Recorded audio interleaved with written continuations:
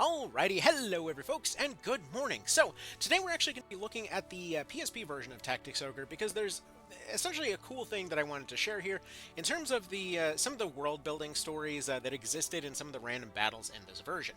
Now, I'm not going to be going over absolutely every single random battle, like for example, most of Farampa, Pirate's Graveyard, that kind of thing, are going to be the same in Reborn, with some minor variations.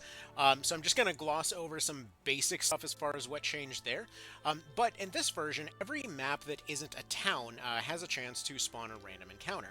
And so to that end, I wanted to just kind of go through and share some of the interesting kind of world building stories and such that were out there. Seeing as some of them are legitimately kind of neat, like cases where, like, let's say there's going to be units that will only spawn after you've reached a certain battle, and only in the rain, that happen to have zombified remnants of otherwise unzombifiable units and such. So either way, there's just some interesting side stories here and there. And again, due to the fact that some of them only spawn under certain weather conditions or after certain triggers, there's a decent chance that there might be some that I'm potentially overlooking, because frankly, this stuff isn't really documented anywhere as far as I could find. So I'm just going to be going over the ones that I've run into over the years, as well as just every random map in general, just to kind of show some of the cool stuff that technically got cut out in Reborn. Now, before somebody mentions it, I do want to point out that it's a little bit of a funny thing that while they did trim the random battles out, and they did mention in an interview that they were trying to get them back in, but they just ran out of time, just like with the Rogue. But when it came to the other sections, they actually got fleshed out. So in many ways, it was kind of like that same old give and take that we see with a lot of things there. But it's interesting to see some of the random stuff that happened to the dungeons. So I'm going to start off mentioning the dungeons just because we're not going to be going into every random battle of those, since for the most part they're the same, but their feel is kind of different. So for example, Farampa Wildwood is basically just the place that you go to grind out materials in this particular one. It's also kind of that way in Reborn, but it's also basically there just giving you things like elemental swaps and different kinds of class marks that you may not run into. In both versions, it's going to be the place where you get access to kind of mid-level classes early. For lack of a better term, they're not really any better or worse, they're just different. But one interesting change that they did make is, if you've ever heard the neutral skellies mentioned, so there's 3 skeletons in the center of the Wildwood, the ones that show up right before the river map there. And in this version, if your reputation was just right, presumably if you were just kind of okay with all of the 3 main factions, they wouldn't attack you. Essentially, they're representatives of one of each of the factions in the game. However, as cool as that sounds as a concept, the weird part is they all became neutral. So, like, in premise, it seems like what they were going for is that they would essentially be hostile or non-hostile, depending on your faction reputation. However, the way that it actually ended up panning out was that either all 3 of them are hostile or all 3 of them are neutral. So this led to a case where if they're hostile, kind of whatever, you just have a normal fight. If they're neutral, you have a fight that ends without a hostile party. Or rather, that doesn't end because there's technically still a hostile party that's just not hostile towards you. I have seen people freaking out about that as a bug before, so I'm assuming that's why they changed it. Because as far as I've seen, you don't really see them turning neutral in Reborn. But either way, the neutral skellies seem to be one of those things.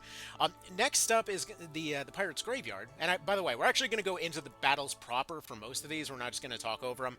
I'm just mentioning these ones because they're right here.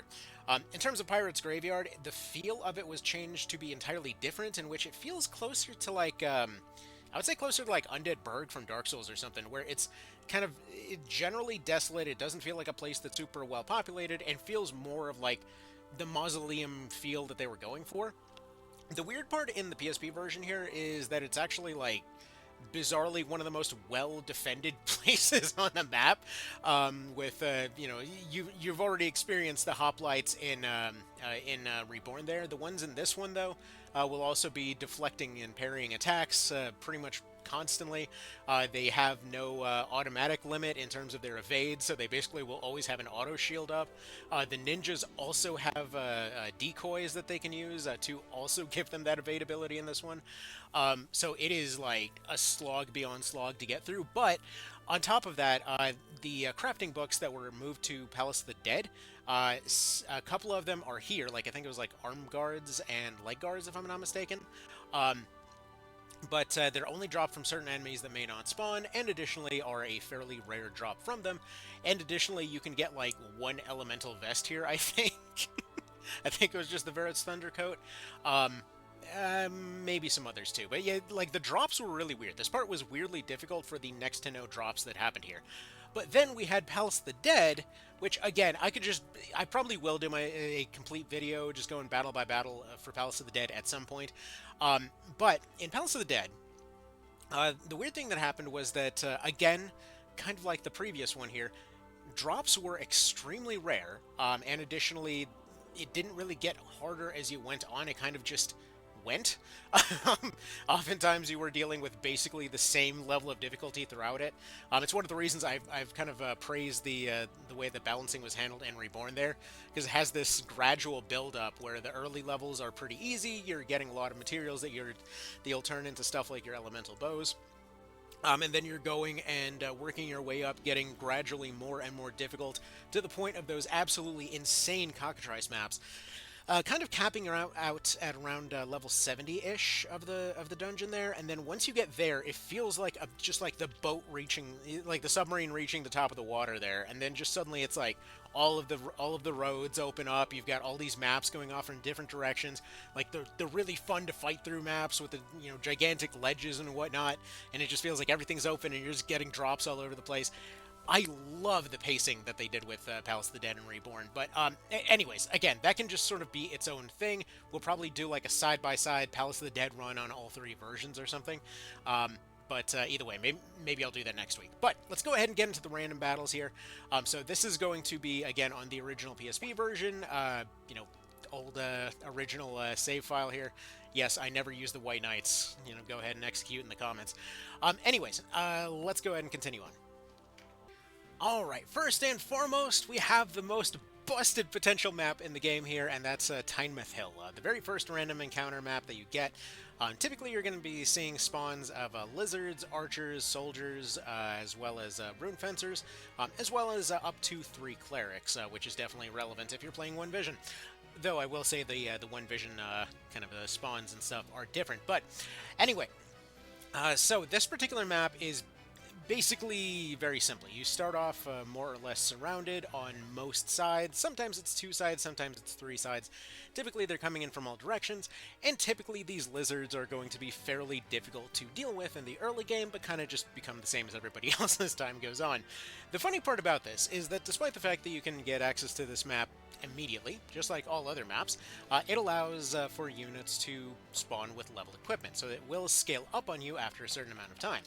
So imagine if you were playing in Reborn and stuff like that. You know how there were certain points where you got towards the end game, and some folks were complaining about they can't break the level cap, and there were videos made about the fact that you can technically use certain spawns to break the level cap, and then use that to get access to equipment early. Basically, you don't even need to break any level caps here. It's actually probably one of the reasons that it was implemented the way it was. Personally, I think it was a great idea for a lot of specific reasons, just because leveling in this game was friggin' weird. Like, I cannot emphasize enough how weird leveling was in this game. Because, like, you had every class separate from the actual unit itself. But it also meant that you could basically just go in and power level a unit up to a specific level, at which point you basically would get soft-locked doing these random battles, but the main story battles were a complete cakewalk. But this basically meant that if you found ways around that system, like for example swapping somebody to a lower level class, using their already gained skills to then power level a second class over and over, you basically just could steamroll absolutely everything with no trouble whatsoever. But the funny part was that if you use this trick, you could get access to endgame equipment pretty much immediately. Like in Chapter 1, you can have access to things like Tempest bows and Permafrost bows and Dragon Scale armor and Dragon Claws and everything. Like, basically all endgame equipment is available right from the get-go. Like, you were wondering about Holy Crowns or whatever else. It's funny because this used to be a unique item back in SNES, and now it's like, in Reborn, it's an ultra-rare item. In the PSP version, it's just like, yeah, you can get these by the dozens. It's no trouble whatsoever. Like, literal first map of the game. Anyway, So yeah, the spawns don't really change here. Generally, their skills are pretty freaking basic. They come in with a basic weapon skill, as well as some additional skills depending on the situation. As a little bit of a funny note, it's weird how early on you'll notice that the archers will have higher ranks, whereas the melee units will have lower ranks. As the game progresses on, as apparently they realized how busted archer scaling was in this version, suddenly archers have only rank 1. They actually get downgraded in the end game, but warriors now suddenly are at, at rank 3. And, you know, clerics are coming in with the friggin' impossible rank 4. It's just what were they doing? Because the cudgels do no damage in this version at all. Like, you thought stuff was bad in Reborn with them not doing damage? I mean, like, legit, this can never realistically do almost anything unless you're specifically carrying this thing around, and you upgrade it, and you combine it with anatomy and cudgels, and then suddenly it's one-shotting things. Again, wacky game. Anyway, back to the spawns, though. Mostly what you do on this map is you'd pickpocket the clerics for free blessing stones, you'd kill them for additional free blessing stones, and everybody else you just kind of recruit for their equipment and or kill for. One more little trick that I should mention here from this version is one of the tricks that people would use to get infinite, for example, cudgel experience. Was actually to use this skill right here, Barricade. You could technically do this with Rampart Shadow off the Knight as well, but typically their weapons were a bit more fatal. But for example, if you used the Barricade skill, you could go and block off an area. So for example, you would trap yourself and an enemy cleric. And then from there, the two would just kind of bash each other back and forth for basically hours. Like, you could set it to auto, but the AI doesn't know how to handle just obstacles in their way. So seeing as obstacles don't disappear in this one, they literally would just sit there bashing each other upside the head over and over and over. And as long as it's a one-tile weapon, the enemy will pretty much always heal. As long as you're not able to one-shot them, they will continue to heal. So if you have a light enough weapon, you basically could just infinitely give yourself experience this way. Because, again, one of those other things I want to point out here is in terms of how slow weapon rates could be in this version. Ranged units typically got really, really high ranks on account of constantly getting free openings. Melee weapons absolutely suffered. Like, this is already post-game, and they are rank 3 out of 8. So 8 would be the equivalent of 40 in this version, and spears currently for this lady are only up at 3. So this would be the equivalent of only having one finisher. So, you know, for anyone that was complaining, yeah, there's a reason that stuff got balanced out. Anyway, like, for example, archer guy, max ranks. Other archer over here, probably also maxed rank, yes. Other close range unit here, well, only rank 4 plus 1. Canopus with his bow and axe. I mean, he was flying at stuff with his axe. That's a different story. Let's see, another Dragoon, where's he at? Rank 6, apparently he was used quite a bit. How about this Knight? Rank 5. So, either way, they're not even close to max rank was my point. Anyway, let's continue on. Alrighty, next up is going to be Lake Bordeaux, the easiest way to recruit a ton of monster units. So you can get Octopi here, you can get Cyclopes here, you can get Griffins here. It's weird that all of this stuff just sort of lives in the friggin' Shrek swamp right nearby town, but either way, I mean, there's nothing too nutty about these units. It is kind of weird that they're, for example, learning summon spells and things like that while living out in the woods. But yeah, the actual spell lists on these guys are friggin' insano, considering how almost never they're going to be hitting with most of those things. But anyway, so yeah, you basically just went to the swamp to go get access to whatever monsters you'd like. Though weirdly enough, for some reason, I know I always preferred going to Tynemouth instead. Like, it's not like these aren't here. They're certainly here. It's just, for some reason, this was just never the most appealing option, despite them being right here. Interestingly enough, the Cyclopes here also drop a item that is pretty difficult to get otherwise, which is the Ancient Wood, which is used for a lot of upgrades and such. Yeah, I'm not sure why it's specifically on them, but apparently they just collect logs out here. So that's just kind of their deal. So, yeah, anyway, let's go ahead and move on to the next one. Is going to be the Sonji Wield. So this one is interesting. So this is where you fight all of the zombies during the story, but during all the rest of the time, it's basically populated by lizards, snakes, and gremlins. Now, in case you're wondering, no, you still couldn't recruit the gremlins. They are still a ultra late game unit for whatever reason. However, that all being said, basically this meant that by the time you got to Chapter 2, you could already have access to matriarchs and patriarchs. I think patriarchs can spawn here, but yeah, matriarchs over there, warriors over here. Basically, all that changes is the equipment and skills between these guys. So, one thing I should probably mention at this point is that units aren't always spawning this absolutely jacked. So basically what happens in this version is that there's a freakish amount of variations that happen between different things. More than likely, if I were to guess, this is probably what got repurposed as far as the level sync thing happens in Reborn there. Because basically it just locks everything's levels together, because in this one you have to realize that it had literal distinct versions for, like, if you're there in the early game with low level units, if you're there with high level units, if you're there in the normal version, if you're there in post game, if you reach the post game material in the actual story version. There were just different versions for everything all the dang time, and then each of these spawned random equipment based off of that stuff. So, like, this is why, for example, you'll notice that every character is running two weapon types. It's the game's way of sort of randomizing itself. That it's like, okay, you know, you got one of these weapons. Which section of the game are you in? It's like, oh, you know what? Right now, you know, I'm told to be. What can we guess off of these stats here? Looks like he's preferring maybe a decent amount of defense, if I were to guess.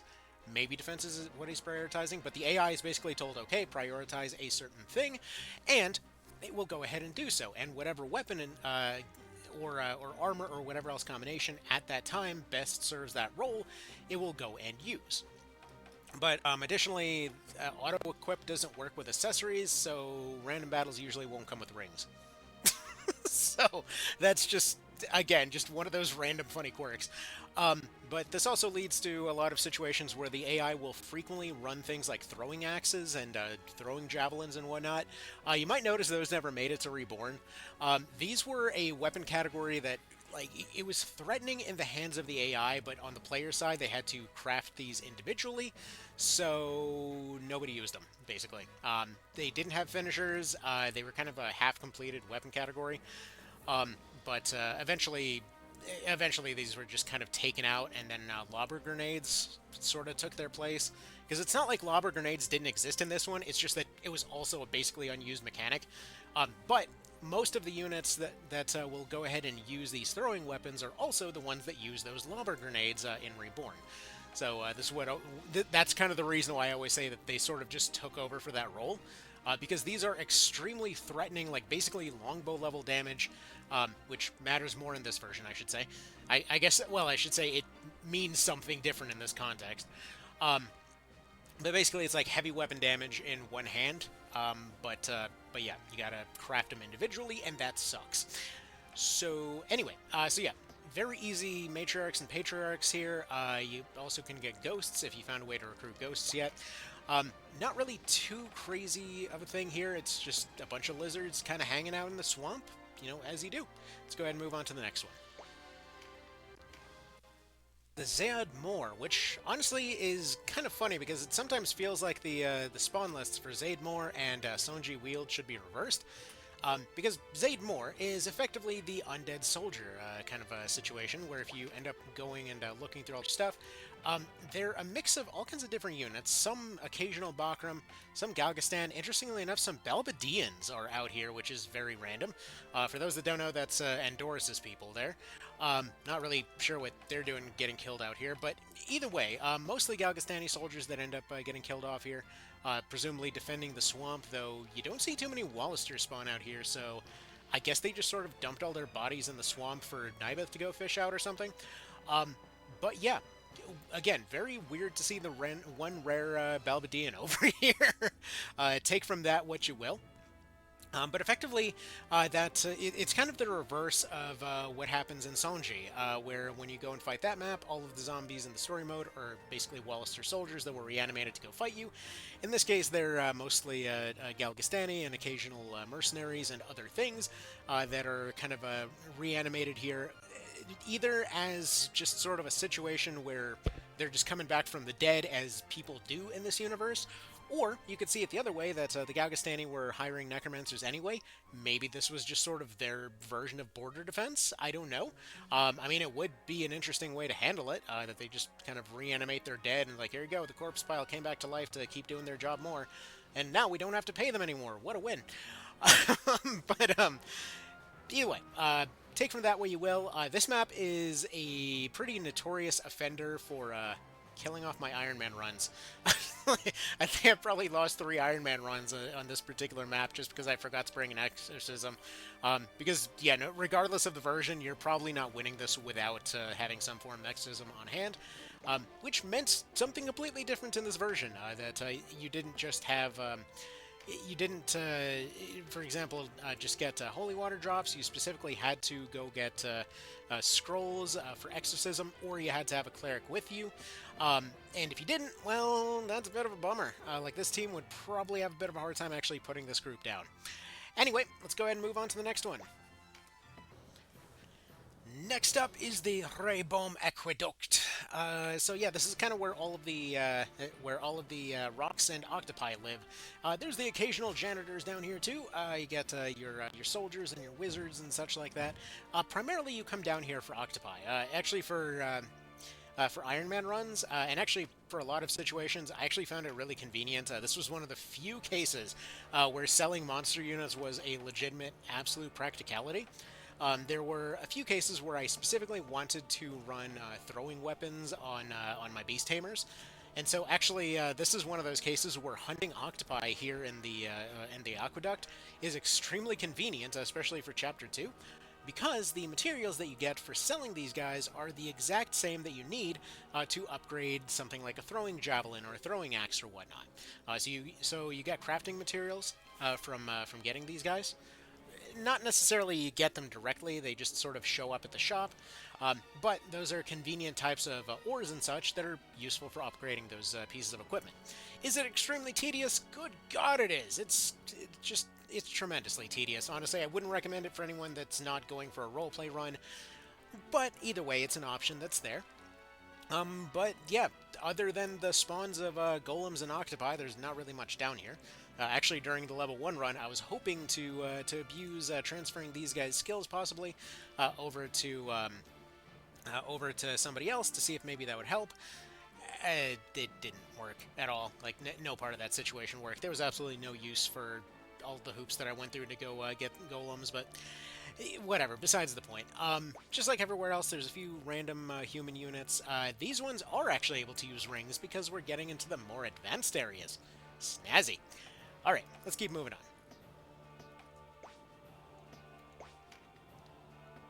Actually, before we move on, I just want to point out, very dramatic music for this place. I don't know why this place gets boss music. Alright, now moving on. Come to think of it, how did I never start calling that place the boss fight toilet? Out to Mount Hedon, which is a mountain with fire dragons and such on it, which is pretty neat. It's a nice little visual. You got all the fire dragons with all the lava in the background, and some hawkmen. It seems like it might be... Well, I guess it... Would it be difficult, or would it be very convenient for them to fly here? I'm not sure. But either way, you got some archers, presumably tending to their herd of dragons, which is a fun little visual, so I guess we're just kind of attacking the local shepherds.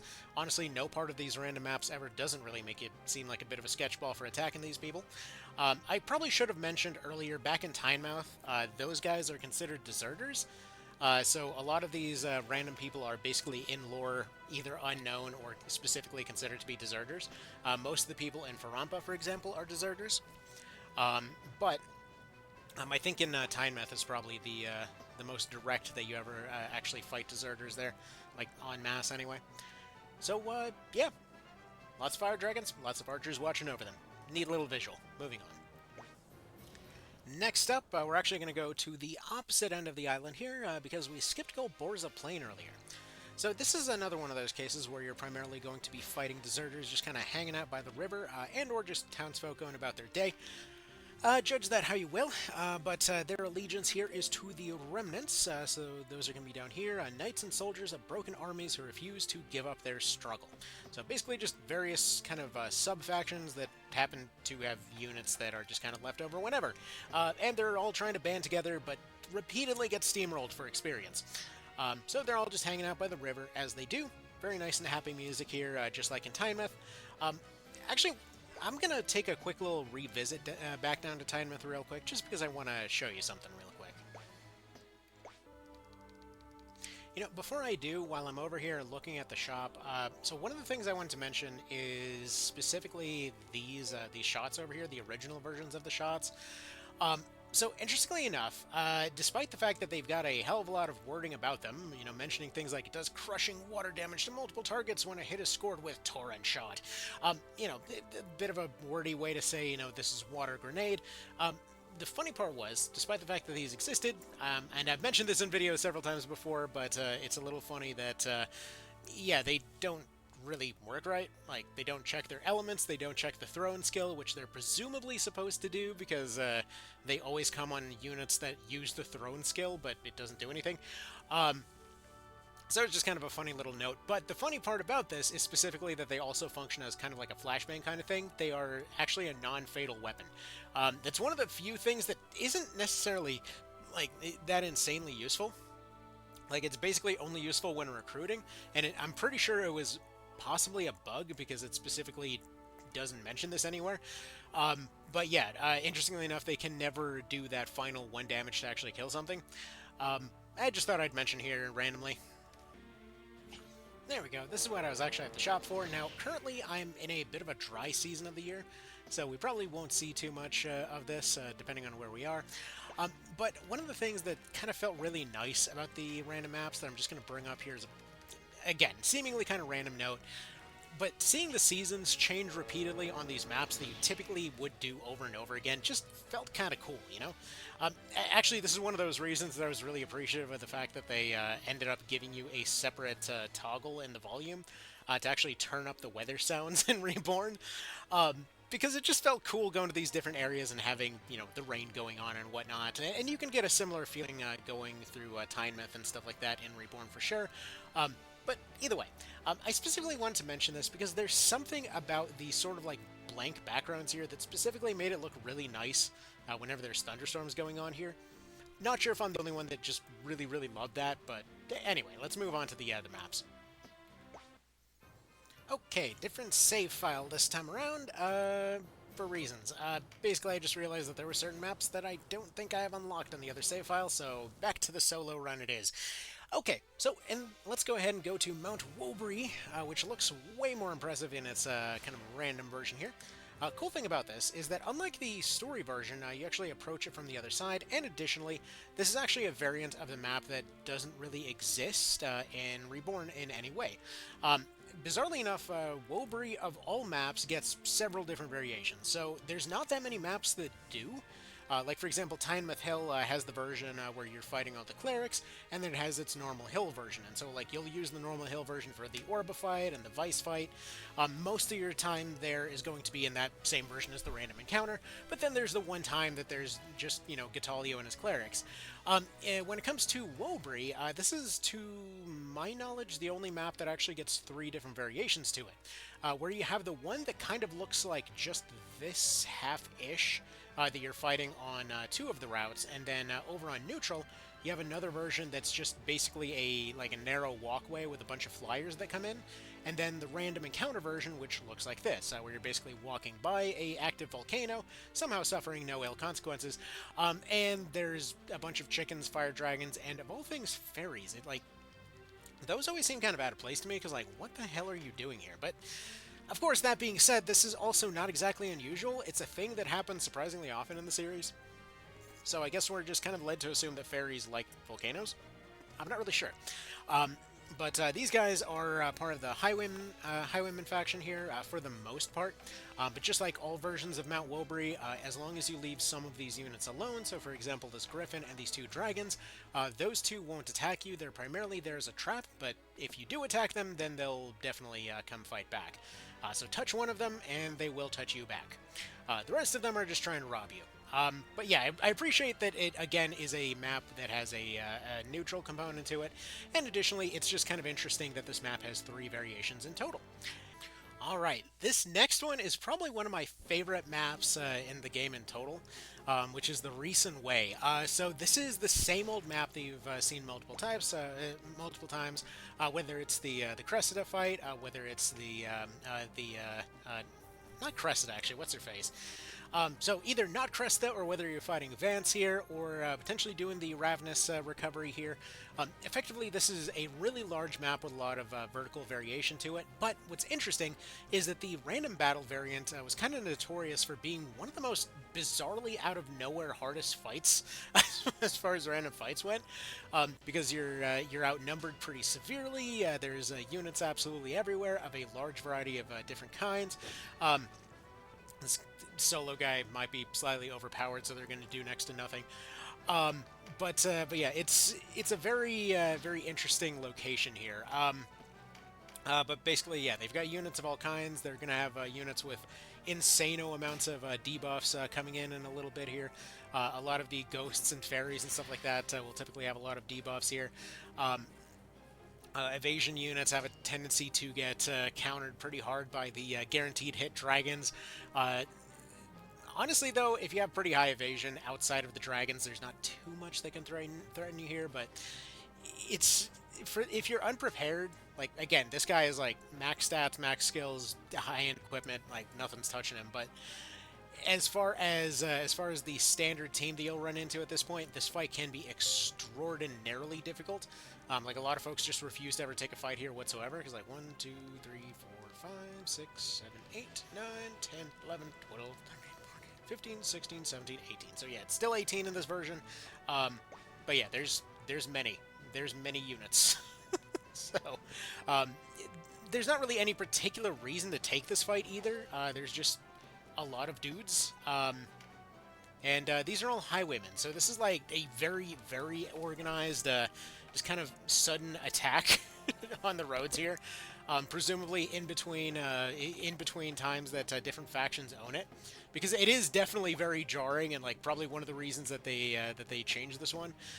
It's very jarring to have those situations where like 1 second you'll go through the map and it's patrolled by Galgastan, and then you put in your patrols, and then you walk by 5 seconds later. It's like, okay, this is just a gigantic friggin' raider army that just sort of lives here. What the hell happened? Either way, fun stuff. So let's go ahead and move on to the next one.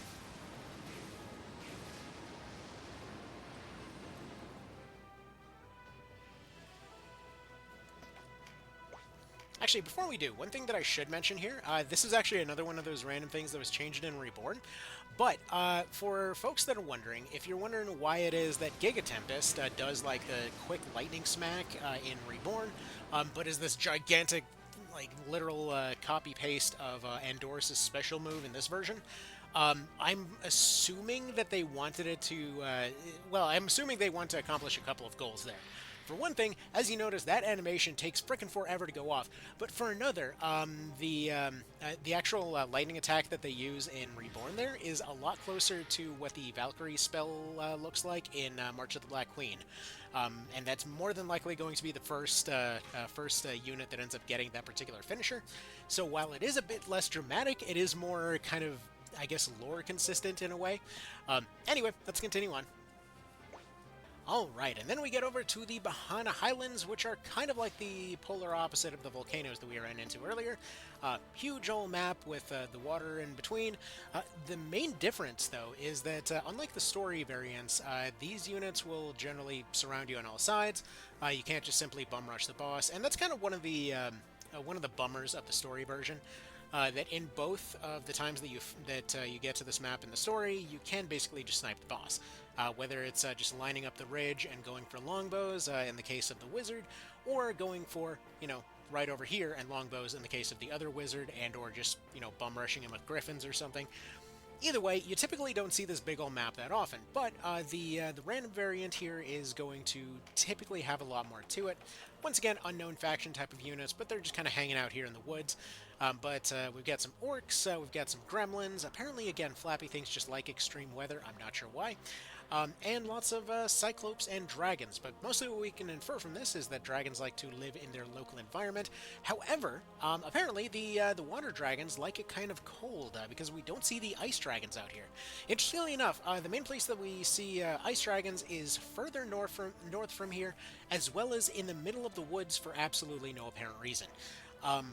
But yeah, anyways, so yeah, everything's just nice and color-coded blue at this point, and then we'll see if we can find more ice dragons up north. You know, I just noticed there's actually one more thing I forgot to mention, that for Rampa Wildwood in this version, one of the other things that changed was that there were multiple high-end crafting books that were here that similarly got moved to other locations. So for example, the bow, axe, hammer, spear, as well as, I want to say Dagar and Terenius. Maybe it was, I don't know, one of those. One of the Enchiridians, anyway. All three of those were moved into Palace of the Dead. Basically, you had the first river map in Farampa that would give you access to axe, spear, and hammer. Same old situation as before. Rare spawn, rarer to drop. It was kind of tedious. Actually, I can't even tell you how many times I killed off that particular guy when Reborn came out.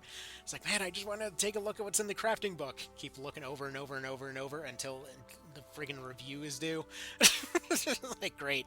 The game's about to launch. It's like, this is the thing I've been waiting for, and I'm still here trying to get this dang crafting book. Anyways, yeah, lo and behold, it was just moved to another location. Like, there were so many little moments of that almost caused that review not to happen. Like, I just kept going in and trying to find all these little random bits and pieces that I knew nobody else would be covering, and they all got moved to different locations. So yeah, take that, game knowledge. Anyway, let's see if we can finally get an encounter here at Majura Drift.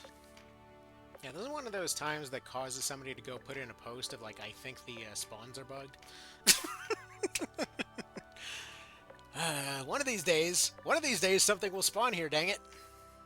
You know, now that I think about it, are there even any spawns here? Because I've been at this for quite a while now, and neither one of these seem to spawn anything. There are, like, I know that there's the encounters on your way up here that seem to be a one-off. Yeah, now that I think about it, I don't think I've ever actually seen any spawns here. That's wild. I guess you learn something new every day. Not all the random tiles actually have random spawns on them. Okay, weird. Moving on. Huh.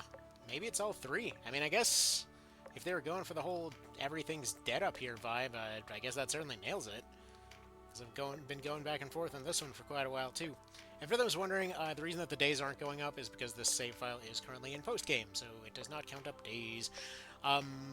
Okay, we're just going to assume nothing spawns here. I legitimately thought that there was something up here, but I guess that's just the SNES version.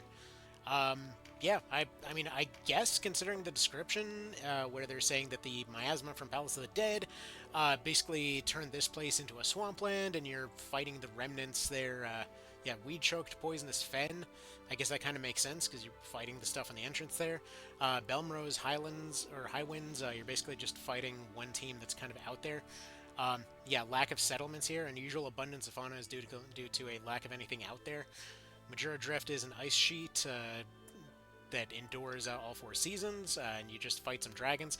Interestingly enough, by the way, the dragon, the crystal dragon that you run into here, I think he was eventually, or maybe he was eventually meant to get a unique drop or something, or at least a relic drop or something in Reborn. In this one, the only reason that you'd actually try to kill it, because it's not really much tougher than anything else, would have been for, I think it was like a Ring of Alacrity that it carries, but yeah, there really was not a whole lot of reason to actually go out of your way to do it in this one. But yeah, weirdly enough, it's one of the only kind of, I guess you could say, max level neutral variants in Reborn that doesn't have some kind of relic drop to it. There's only a handful that don't, but this is kind of your introduction to what they are, and, you know, weirdly enough, it doesn't have anything. And yeah, that was actually one of those things that I really personally loved as far as fleshing out neutrals. Like, if I were to have a choice of the neutral skellies in Farampa Wildwood, or, you know, the neutral monsters and stuff in Reborn, like, the Reborn version all day. That's not even close. I really, really love that mechanic, because basically it just means that you have this friggin' Gigabeast that you can go turn to your side, and it's just a really fun moment. Okay. Well, I guess we're done in this section. Let's move on to the other side of the island. Okie dokie, next up here is going to be the Venesan Way. So this is one of the maps that's actually used in the multiplayer mode in this one. And for anyone who gets excited, I know I bring this up every time. The multiplayer mode does not work like you think it does. It's literally just like a challenge mode that you send each other teams, and there's no possible way to balance those teams. Anyway, so yeah, this is the fight with a big old map. It's more unknowns and/or remnants. A huge frickin' fight, like throughout the entire area here. It's like one of these maps that literally whatever kind of fancy unit you want to recruit, you're probably going to find something here, which is pretty cool. You know, it's a big old highway that's potentially very busy. I'm not exactly sure what we said to manage to universally piss off the entire highway, but either way, that's just sort of what's happening now. But you start off in the kind of low ground here, and then you just sort of murder your way up through the entire group here. If you have any kind of area control units, they're very, very handy at this particular point. Anyways, so yeah, it's just kind of neat. Just big old variety of units, no real rhyme or reason, just like the usual remnants that you find throughout everywhere else. Just kind of rando units that just sort of happen to wind up there for one reason or another. And yeah, multiple different types of golems. I think a Baldur golem can spawn here, but I'm not sure. I don't recall. I vaguely recall there being a spawn for one of those here. So yeah, that's kind of about that. Let's move on to the next one. Alright, and next up is Lambus Hill. So this is actually where you get the kind of naturally living wind dragons in their natural habitat of sorts. These guys are, once again, all unknowns. Just kind of randos that are just sort of living here. Lots of lizards and snakes out in the wild, as you do. Some hawkmen living by the coasts there. Presumably they like to make their people nests out in the cove. I don't know. But yeah, nothing too terribly fancy here. This one always kind of felt like a little bit of a write-off by comparison after the other ones, but, you know, more unique lizard classes, more dragons that are specific to the region.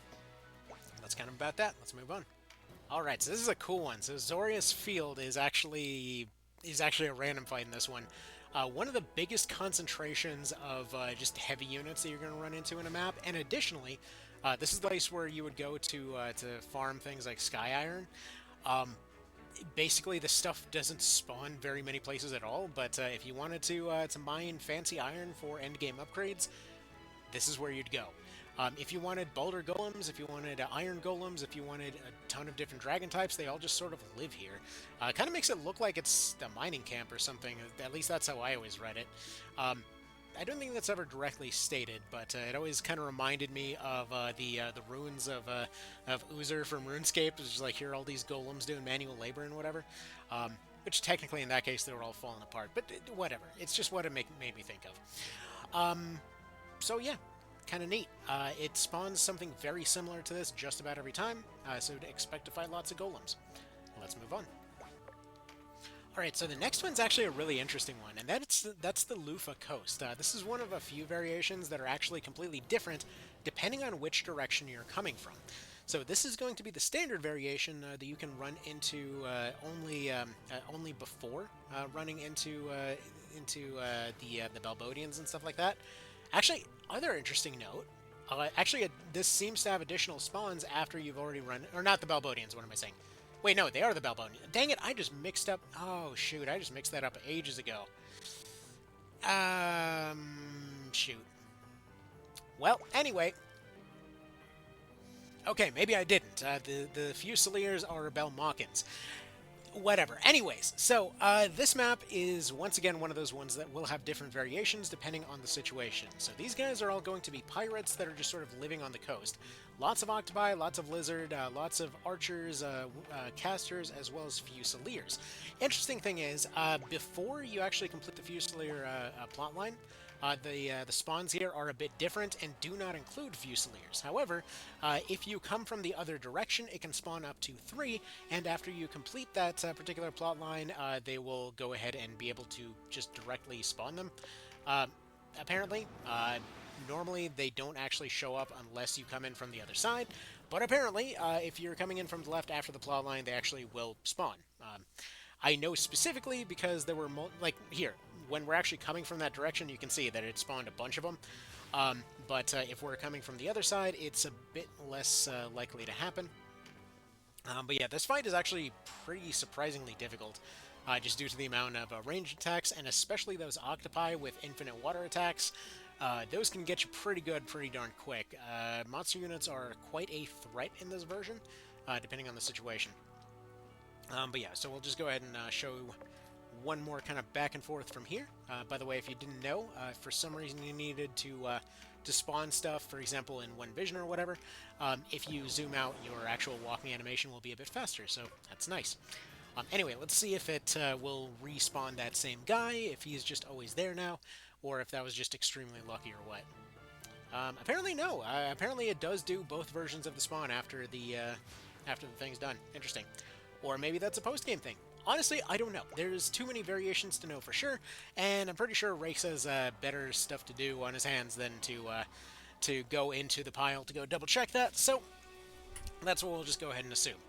Oh, and for those that don't know why it matters, it's simply because you can't get Fusiliers before completing Grimsby. Okay, moving on. Right, next up is Boulder Sands, which must have a pretty low spawn rate because, man, that took a bit of a while. Anyway, yeah, you don't run into this one that often. Basically, kind of what you'd expect for a desert. We get some golems, we get some ghosts, we got some earth dragons, we got more ghosts and skellies, and then this guy. There's like the one dude here that's just sort of hanging out. But yeah, you gotta go out of your way to get robbed here. This one guy doing the robbing is, I mean, he's very, very trusting in his ability to tame everyone, that's for sure. And he's going to be one of a few random units that will actually make use of booby traps. So this does not come up that often, nor is it really much of a threat. It's just kind of neat that it's here. But yeah, that's kind of about that. So let's move on to the next one. Right, and then next up will be your Ruzma Canyon, technically the last map. However, there's one more that I want to show after this, just kind of one of those fun variations here. But this one is, well, once again, kind of exactly what you'd expect. We got some archers up on the ridge, we got some hawkmen that'll approach here, we got these the lizard over here, this one random fairy, as well as an orc that's kind of over in this direction. Pretty standard, you know, random grab bag of unknown units. One random highwayman, just being a highwayman as you do. I like to think that maybe he's just the one kind of starting a fight and everyone else is joining in because they think they're being attacked. I don't know. You can read it a bunch of different ways, though it is funny to see the old, like, almost Oblivion-esque thing of, like, oh, you got to the right level, everybody's suddenly coming in with all of this, you know, max-level gear and whatever.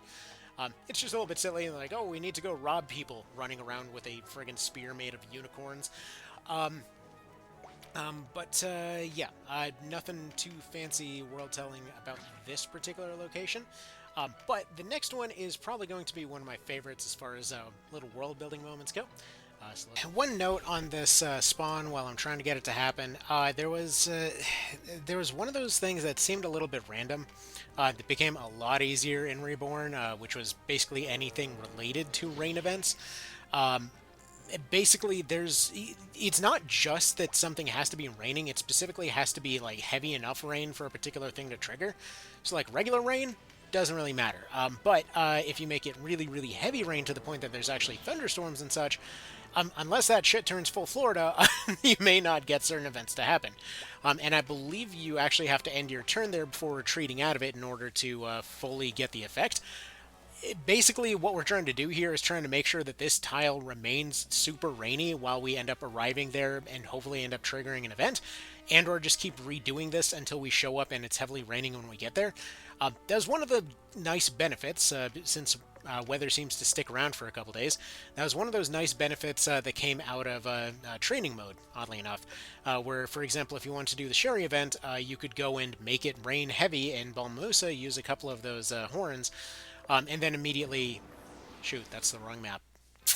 Awesome. You could immediately go back, and suddenly it would basically be guaranteed rainy if you have all the other requirements met, which you probably already do.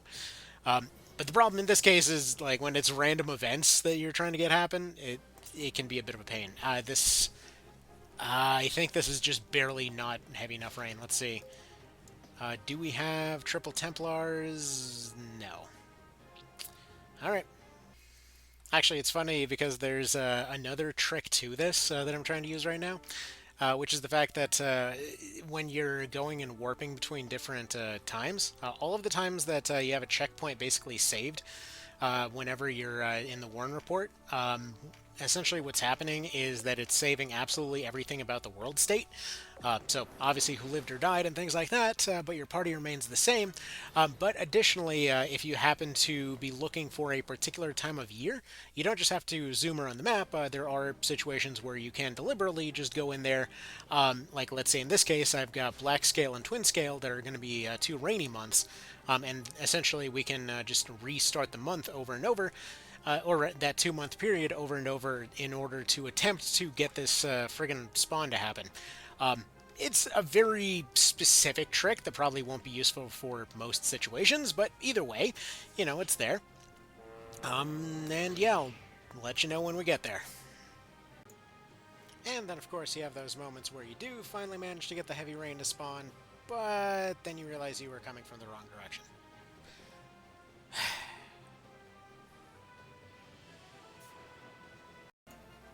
Okay, so I love how after about, something to the tune of probably over 1,000 in-game days and no spawn, finally I got it to show up after going and reloading what I think was the original save file that I was originally looking at this on, because this was basically the one with the Lombardia Guardsman guy here. That being said, it doesn't appear to be tied to any particular world state. Like, from everything that I've seen regarding this particular spawn, it's extremely oddly specific in that you do have to arrive at Venessen Way. It has to be specifically raining. It has to be after the point that the Templars have gotten friggin' wiped, but it has to be... you don't necessarily have to have Ozma in your party. The main thing that happens here is that these guys are able to be pickpocketed for a Knight Commander mark, and I believe, if I recall correctly, I'm not going to bother to look it up again after... Well, actually, every time that I looked it up, it was something different. I want to say it was this top one that drops it, or maybe it was potentially a chance for all three. It's one of the least likely things for to be stolen from them, which is, frankly, it's something that makes this even more cruel. But yeah, for the Knight Commander class marks, you can either do the intended route of going and redoing the Oz and Ozma fight, or you can specifically wait for rainy season, wait to specifically spawn in a thunderstorm in order to happen to show up in this one variation of this fight that happens to have you showing up from a different direction. But this is one of those cases where the direction of the fight doesn't actually matter. I was remembering it as mattering because I remember that you'd spawn on the right here. But no, the actual direction you come from doesn't particularly matter. It has to be in a thunderstorm. It has to be in Chapter 4. Well, obviously it has to be in Chapter 4. You can only get to this map in Chapter 4. And yeah, then you get these 3 zombie Templars. Is it worth it? No. Basically, the only reason that I even knew about this spawn at all was because I was trying to find any alternative to turn Ozma back into her Knight Commander mark, or really? into her Knight Commander class, after I had switched her over to a ninja in order to get double attack, and then realized only an hour later that I couldn't switch her back. But anyways, in this particular instance, yeah, this is basically the only way to do it before you unlock World, or if you do that fight, because in order for that class mark to drop, you have to be at, to drop from the Oz and Ozma fight, rather, you have to be at least level 31. Yet another one of those situations where the original version had just, like, a bunch of rules that it just didn't tell you, like, any of the Knight Commander weapons, for example. You can't just go to the boss fight and get those things. If you aren't at the right class level or whatever else, in order to actually cause, for example, a lot of the crafting books to spawn, a lot of the equipment to spawn, to cause any of the drops to be possible from the temples, you might just never get certain things in this version, and it's not going to bother to tell you.